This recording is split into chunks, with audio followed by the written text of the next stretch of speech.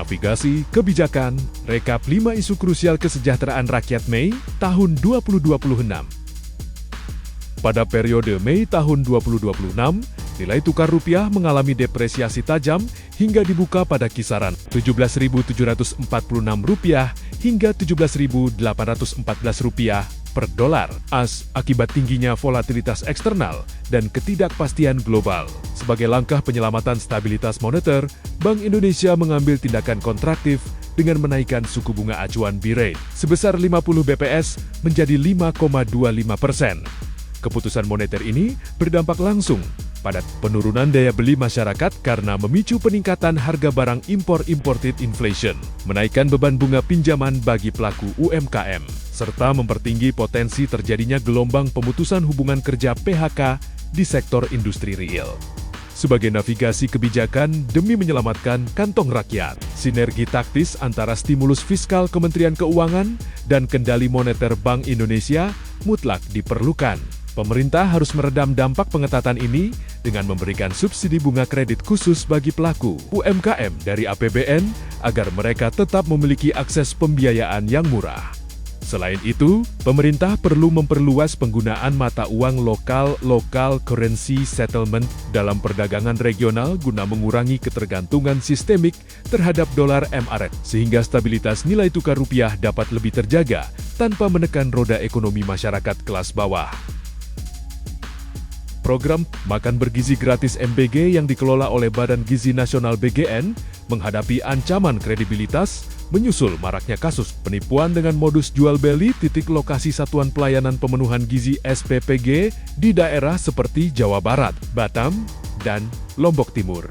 Kasus penipuan ini merugikan pihak yayasan lokal hingga miliaran rupiah akibat ulah oknum yang mencatut nama pejabat BGN untuk meminta biaya pelicin pendaftaran. Di saat yang sama, BGN juga terpaksa menangguhkan sementara operasional 1.152 unit SPPG karena kendala standar higienitas dan ketiadaan instalasi pengolahan air limbah IPAL untuk memperoleh sertifikat layak hygiene sanitasi SLHS. Terobosan kebijakan yang harus segera diambil adalah memperketat sistem pengawasan digital satu pintu secara mandiri oleh yayasan melalui portal resmi milik pemerintah guna mengeliminasi peran perantara atau calo pendaftaran.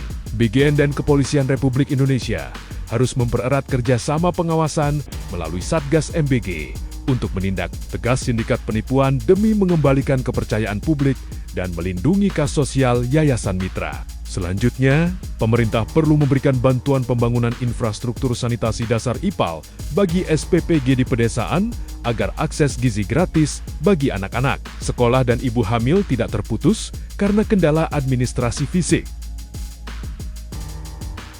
Pemerintah bersama DPR RI menyepakati alokasi anggaran rencana induk renduk sebesar Rp100 1 triliun untuk pemulihan jangka menengah pasca bencana banjir bandang dan longsor dahsyat yang melanda Sumatera bagian utara sejak November tahun 2025.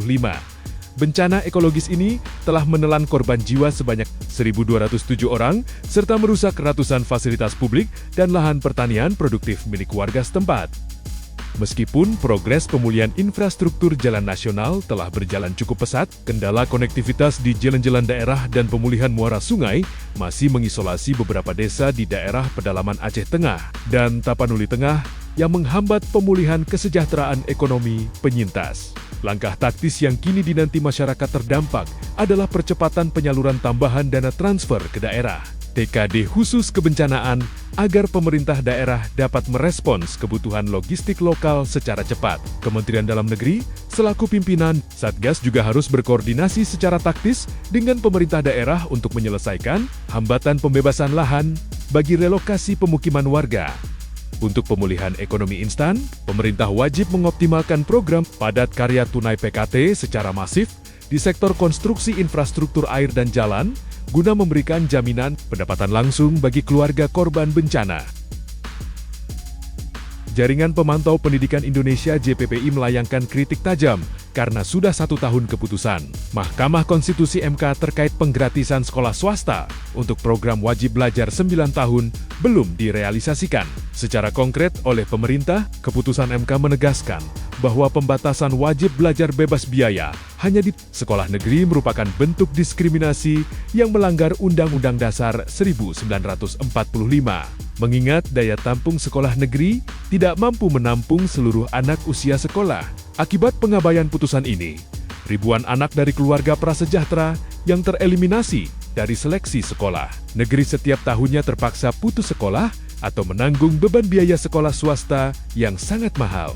Menjawab dahaga keadilan sosial ini, ikhtiar strategis yang paling mendesak adalah diterbitkannya Peraturan Pemerintah PP atau Peraturan Presiden Perpres tentang standarisasi biaya wajib belajar pada sekolah swasta yang didanai bersama oleh APBN dan APBD. Kementerian Pendidikan bersama Kementerian Keuangan perlu segera merumuskan ulang formula alokasi dana BOS agar dapat dikonversi langsung untuk membiayai SPP siswa kurang mampu di sekolah swasta secara merata tanpa diskriminasi. Selain itu, para kepala daerah harus segera menerapkan kebijakan diskresi darurat pada masa pendaftaran murid baru berupa jaminan pembiayaan penuh melalui APBD daerah bagi siswa miskin yang terpaksa masuk sekolah swasta akibat keterbatasan kuota sekolah negeri.